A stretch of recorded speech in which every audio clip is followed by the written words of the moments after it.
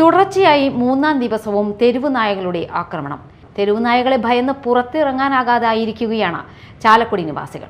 തിങ്കളാഴ്ച വീണ്ടും 5 പേർക്ക് കൂടി തെരുവ് നായയുടെ കടിയേറ്റു. ഞായറാഴ്ച നോർത്ത് ജംഗ്ഷനിലും ശനിയാഴ്ച മാർക്കറ്റിലും തെരുവ് നായ ആക്രമണത്തിൽ പരിക്കേറ്റിരുന്നു. ചാലക്കുടിയിൽ തിങ്കളാഴ്ച വീണ്ടും 5 പേർക്ക് കൂടി തെരുവ് നായയുടെ കടിയേറ്റു. നഗരസഭാ ബസ് സ്റ്റാൻഡിലാണ് തെരുവ് നായ ഓടിച്ചിട്ട് ആക്രമിച്ചത്. പരിക്കേറ്റവർ ചാലക്കുടി താലൂക്ക് ആശുപത്രിയിൽ ചികിത്സ തേടി. ഇതോടെ തുടർച്ചയായി കഴിഞ്ഞ 3 ദിവസം തെരുവ് നായയുടെ ആക്രമണത്തിന് ഇരയായവരുടെ എണ്ണം 15ആയി.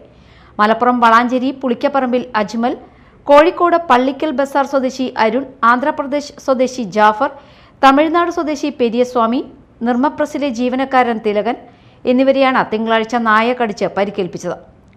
ഒരു നായ തന്നെയാണ് 5 പേരെയും പല സമയങ്ങളിലായി ഓടിച്ചിട്ട് കടിച്ചത്. ഞായറാഴ്ച നോർത്ത് ജംഗ്ഷനിലും ശനിയാഴ്ച മാർക്കറ്റിലും തെരുവ് നായ ആക്രമണത്തിൽ പരിക്കേറ്റിരുന്നു.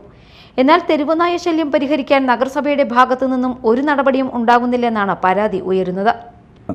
ഇന്ന് രാവിലെയാണ് ചാലക്കുടി സൗത്ത് ബസ് സ്റ്റാൻഡിൽ നിന്ന് 4 പേരെ തെരുവ് നായ കടിച്ചിരിക്കുന്നത്.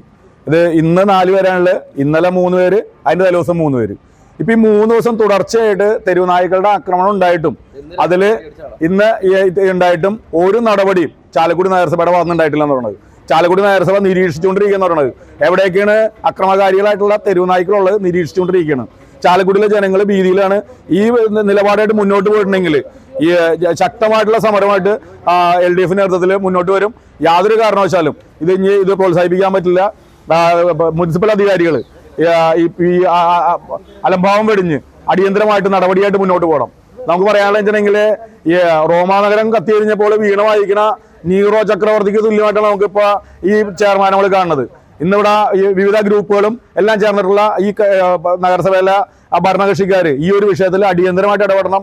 ഇടപെട്ടില്ലെങ്കിൽ ശക്തമായിട്ടുള്ള ചാലക്കുടി കണ്ടുള്ള ഏറ്റവും വലിയ ശക്തമായിട്ടുള്ള സമരമായിട്ട് ഞങ്ങൾ മുന്നോട്ട് പോകും. Media time, Chalakudy.